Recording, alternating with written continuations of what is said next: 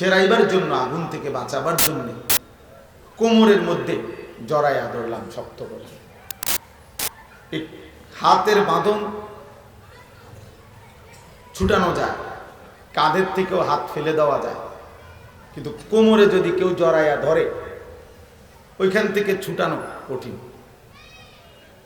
কোমরের থেকে ছুটানোটা কি কঠিন।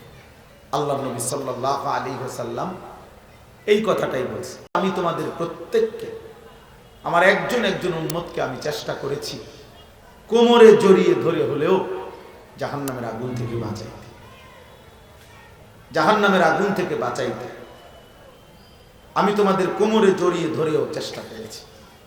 তার মানে আল্লাহ নবী সাল্লাল্লাহু আলাইহি ওয়াসাল্লামের 23 বছরের জিন্দেগিতে সম্ভাবনার প্রতিটা সুযোগ তিনি কাজে লাগাইছেন, প্রতিটা মুহূর্ত কাজে লাগাইছেন। কিভাবে আল্লাহ তাআলার এক এক বান্দা কালেমা পড়বে, আল্লাহকে পাবে, আখিরাতের সন্ধান পাবে, জাহান্নাম থেকে বাঁচবে। হাটে ঘাটে মাঠে বাজারে উঠতে বসতে চলতে। আল্লামা ইবনুল কাইয়িম আল জাওজিয়া রাহমাতুল্লাহ আলাইহি কিতাব, বাংলা অনুবাদ আছে এটার, সবর ও শকর, পথ ও পাথেয়।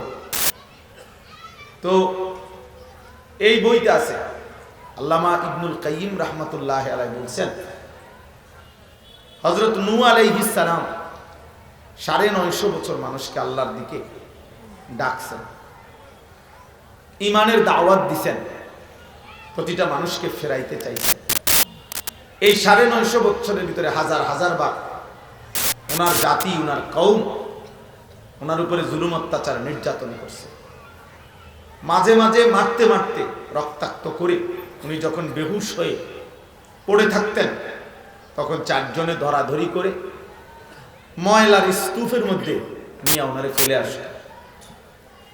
যখনই উনার হুঁশ ফিরে আসতো, ওই কিতাবে আছে, উনি রক্ত মাখা মুখ, চেহারা মুছে সাথে সাথে 2 হাত তুলে গলিতে গলিতে, তাবুতে তাবুতে, সর্ব জায়গায় তিনি কালেমার ফেরি করছেন, কালেমার দাওয়াত দিছে, আঘাত দিছে, ধাক্কা দিছে।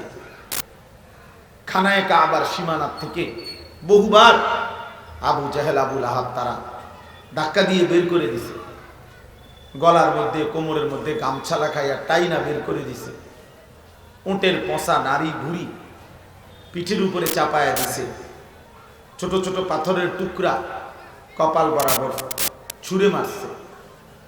এভাবে শত জুলুম নির্যাতন, সবকিছুর পরেও আল্লাহ নবী সাল্লাল্লাহু আলাইহি ওয়াসাল্লাম একদিনের জন্য কালেমার দাওয়াত ছেড়ে দেন না, ছেড়ে দেন না।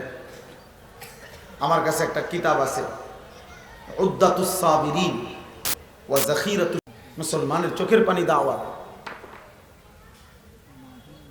আমাদের চোখের পানি ধরা উচিত, আমাদের ফিকির থাকা উচিত।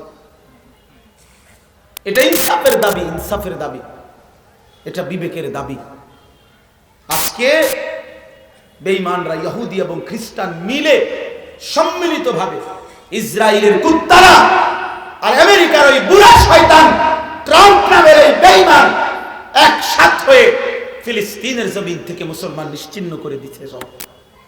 তাহলে ইহুদি এবং খ্রিস্টানদের সম্মিলিত উদ্যোগে ফিলিস্তিনের মধ্যে এই গণহত্যা চলতেছে এইভাবে।